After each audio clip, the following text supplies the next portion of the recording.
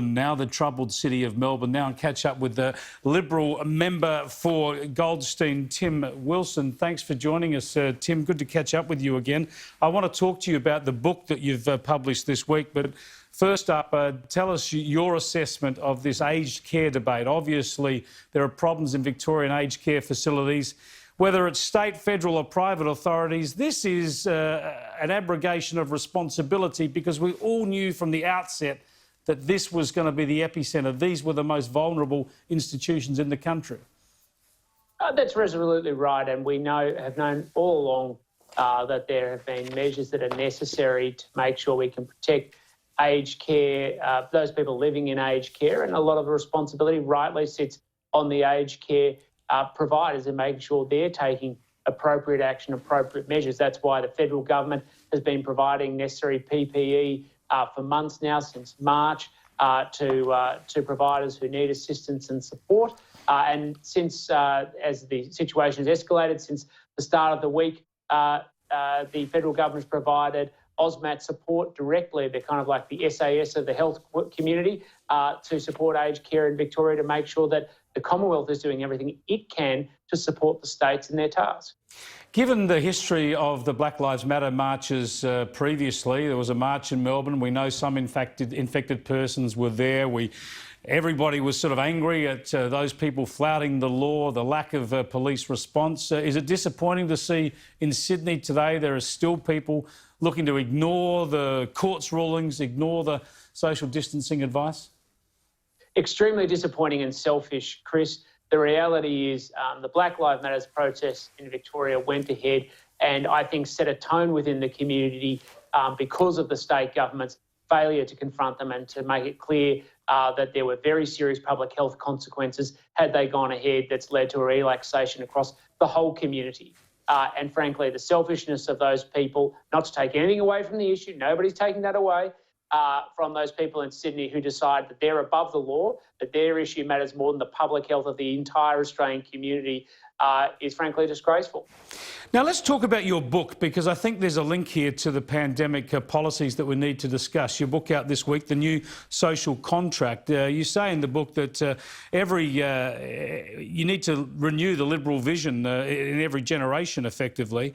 Does that mean that the Liberal vision has lost its way at the moment? I don't think that's the right conclusion, but what I identify in the book are some serious and disturbing trends, not just in Australia, but across the Western world, where you see a lot of young people who've grown up in a relativist age and don't have the same anchors that most of us have in how we progressed our lives, that encourage them to shift their thinking to a liberal outlook and are seeking alternatives. We know amongst young people that socialist alternatives seem desirable because they've bought into the false hope and lies that sit behind it. But that's because we're not doing enough to reiterate liberalism's value, how it creates an open society where they have a place to thrive and succeed. And that's what we've got to confront. You talk a lot about the power of the individual, the rights and responsibilities of individuals. Let's get power away from governments and from Canberra and back to state governments and individuals. And I normally would agree with a lot of that. It's a pretty hard argument to push at the moment, though, isn't it? When we've never seen bigger government controls, whether it's economic interventions, whether it's shutting down certain businesses, whether it's restricting people, whether it's imposing mandatory face masks. We've never seen more government intervention in this country for obvious reasons. Well, I think we need to discuss these issues absent the discussion around the pandemic. The pandemic is a moment and it's something that's very important, but it doesn't matter whether it's nationally or locally implemented. There are strong measures in place because we need to accept our sense of responsibility to the whole of the community. And what the book really outlines is the importance of closing that gap between the people who are making those decisions and the people who are taking responsibility. And it's in all areas like tax. Currently, we have states that receive a lot of tax revenue, spend without constraint, but have no responsibility for raising that revenue. And as a consequence, you see them quite happy to spend, and when they run out of cash, they then go and blame the Commonwealth. You need to close that gap of responsibility.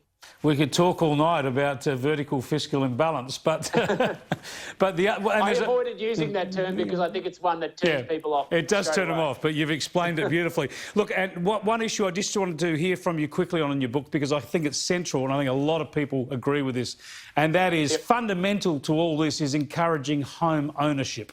The old, what we used to talk about as the Australian dream, and that's diminishing now. What can governments do to make it easier to encourage people to be able to invest in their own home? Well, home ownership is critical because it's the foundations in which people build a life for them and their family. It's their investment in security in the status quo. And there are lots of things governments can do, but ultimately a lot of it comes down to tax reform, because what we have are taxes that encourage states to go to big windfall gains through things like land release and stamp duties. The biggest, obviously, contribution to the cost of a house is the land, but also looking at planning regulations to increase supply and change our attitude to a lot of those issues to increase supply so Australians can own their own home, because it's not just got the immediate benefits for the individuals involved, though it does. It also delivers a socio-political benefit where people want to perpetuate society and its strength and have an investment in that status quo. Tim Wilson, congrats on the book and thanks for joining us. Thanks for having me, Chris. Liberal MP Tim Wilson there. His book is The New Social Contract. He's the former Human Rights Commissioner, as you recall, and some interesting reading there if you're interested in these issues about the way forward.